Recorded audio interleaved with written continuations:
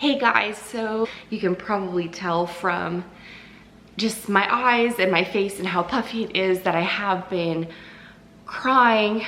I don't want to say it's sad crying, but it kind of has been sad crying. But I just read an article on the internet, and it was a letter of this girl who is only 27 years old. She had a really rare bone cancer, and she ended up passing away. And she had written a letter, and her family ended up posting that letter online on the internet for everyone to see and for everyone to read. And so I read through it, and I will leave it linked down below so that way you guys can read it too, but just be warned that you'll probably get pretty emotional, and you're probably gonna have some waterworks going on like I did.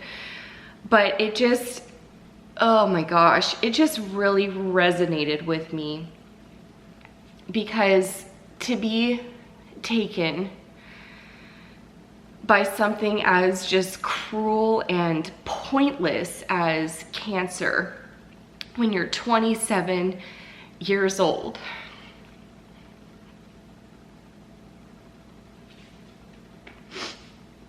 Sorry, I get really emotional the more I think about it. So I think about 2 years ago, I'm 29 now, so I think about 2 years ago when I was 27. And that was actually the year I published my first book in 2015. And before I published my book, it was also the same year that I had a little bit of a health scare, and I actually had found out that I had precancerous cells in my body. And fortunately, the doctors, they caught it early enough where they were able to get rid of those precancerous cells.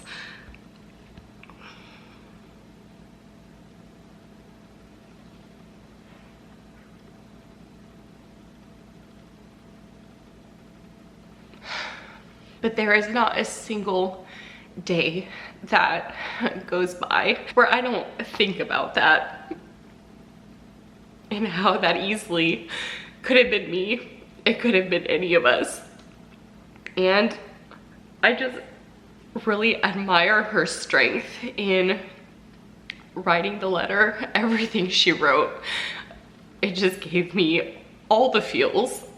But reading that letter, it just reminded me even more that this is why I live the way I live, and this is why I do the things that I do, and this is why I live every day as if it's my last. This is why I take crazy chances and huge risks and just went on this whole spiritual journey and tried to figure out what is right for me. This is why I say no to things that I don't want to do, things I don't care about. And this is why I say yes to all of these crazy, exciting adventures and everything that life is, because you only get one. You get one, and that's it. And so I hope this will just be a reminder, or maybe even a wake-up call to some people who are stressed out about such trivial matters, but none of those things matter without your health.